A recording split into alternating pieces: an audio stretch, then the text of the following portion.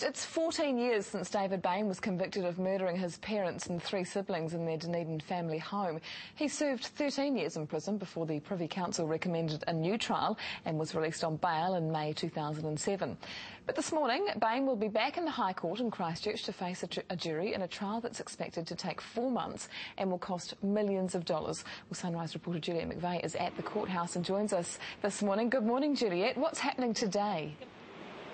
Good morning, Carly. Well, today is a day that, as you say, some thought might never come and some, I think, hoped would never come. It's the first day of the retrial of David Bain, many years after he first stood trial for the murder of his 5 family members. Now, today, 80 members of the public will turn out to the courthouse here, and from that, a pool of 12 jurors will be whittled down. And now that process will take quite some time because it's, as you say, 3 to 4 months this trial is set down to for, which is an awfully long time for any criminal trial, and it's a long time for anyone to give up their lives for. So the 80 members will state their case as to why they can or cannot do this jury, and the lawyers will have their chance to say who they do and don't want on the jury. Now, the judge has also indicated to TV3 that the Crown and Defence opening statements are expected this afternoon, which is a very important part of any trial, as you'll know, because this is when they outline their case against and in defence of David Bain. So if there's any new evidence that's come to light since the new trial, that may become public this afternoon. So There'll be a lot of interest in those addresses. It's a huge day. Let's talk about the interest in this case, because it's going to be the trial of this year, if not, this decade. What sort of media interest is there in it? There is intense media interest. I mean, for us as a media organisation, it's been probably logistically one of the biggest cases we've ever covered. There's been meetings between all the media outlets and the court for months in anticipation of this, just because they know what intense public interest there is in this case, so we need to know how to cover it properly and best. There'll be around 25 to 30 journalists in the court every day. There's normally probably under 10 for any normal high-profile court case, so it is quite a lot.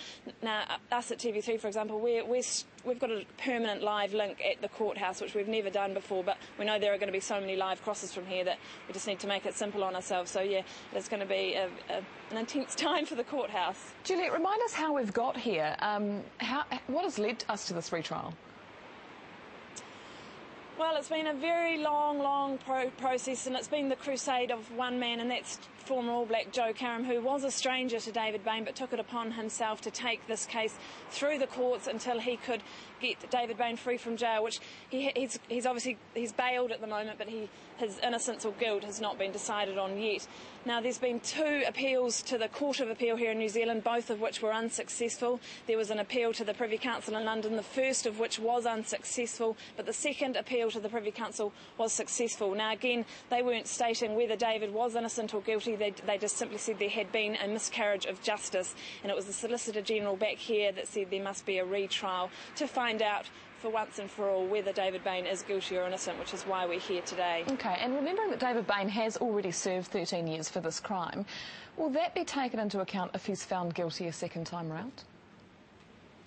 Yeah, it certainly will. If he is found guilty, he'll possibly get a life sentence, because it will be for murdering 5 members of his family, and he'll just go back and finish that life sentence. So I'm not exactly sure how long that will be for him back in jail, but not very long, as he's already served, as you say, 13 of a 16-year sentence. He was initially jailed for a minimum non-parole period of 16 years, so if he got out at the 16-year sentence, it would have been, I think, just under 3 years after he was bailed. So yeah, he will go back for it, but it certainly won't be for another life sentence on top of what he's already served. Juliet, the way in which trials are covered has changed enormously in the 15 years since Bain was first tried.